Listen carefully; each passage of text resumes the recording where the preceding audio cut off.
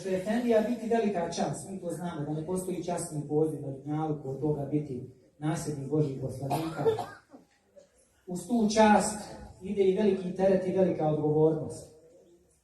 I koliko god je Safet Efendija kroz svojih 40 godina saburao, deverao, on nam je i porodca morala da sabura, a pogotovo Efendinica. Pa smo mi, nije samo Efendija, devero 40 godina i naša Efendinica, pa ja zavolio, evo da Mediha Efendinica dođu i oni ovdje sa nama, da mi još poklon jedan kupi, predamo Safetu Efendiji. On je simboličan Safet Efendija, da ti budemo zilu i tebi Efendijnici, da te podsjeti na nas, ali suština te, neka, sjetite mi. Suština ove Safet Efendija je hedije. Kao što rekao, ona je simbolična, da imate i ti Efendija na ziru, i da uvijek znate, kad god pogledate u taj poklon koji će biti na ziru, da je njena suština minimum 250 mladih ljudi koji stoje u potpisu ovoga i da od danas i uvijek minimum nas 250 ima da Efendiju u pol dana, u pol noći, bilo kad i bilo gdje nešto zatvora, da Efendija zna da ima minimum 250 mladih koji ćemo se uvijek odazvati Efendiji, a makar da dođemo ovdje na kahu da popijemo, a ne znam ti šta drugo ne sviđa. Pa evo, Safet Efendija i Efendijnice, mi ćemo vam ovaj poklon uvući. Spremili smo mi kahve i šećera, ne možemo svi Efendiji otići obići, ali evo, spremili smo kahvu i šećer, da oni popiju jednu kahvu i šećer kod kuće. Mi smo malo bili Efendija i kreativni, izvadi ti pa pogledaj i ti Efendiji.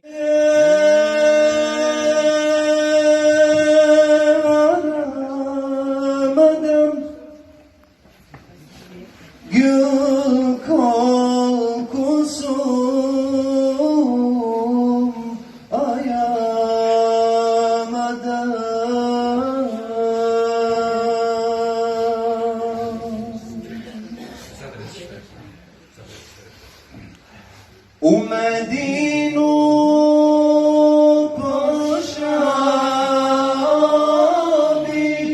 rumen ružu sejri obi. Njezin miris traži obi, zato plačem, zatim čeznem u tom gori.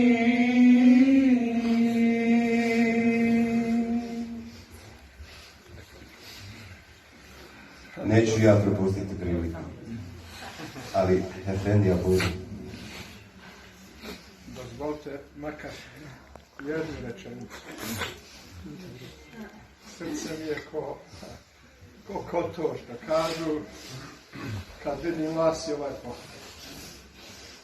Vi ste danas još jednom potvrdili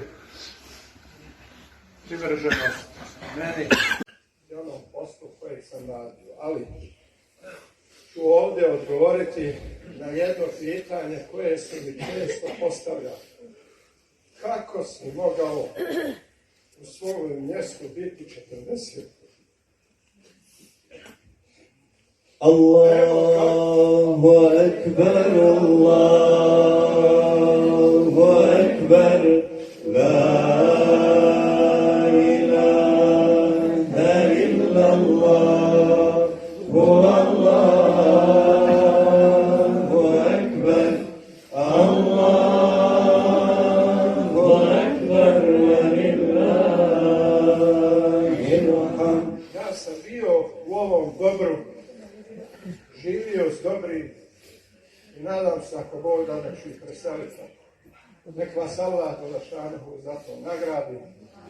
Da se i dalje družimo, veselimo, a da ako Bog da i vas neko ovako obraduje od veseli.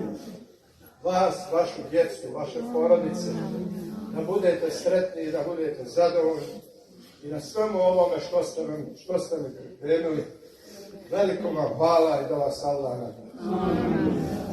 Eyvallah. Efendija, možete vi sjesti. Ja niko nije spomenuo. Selam alaikum.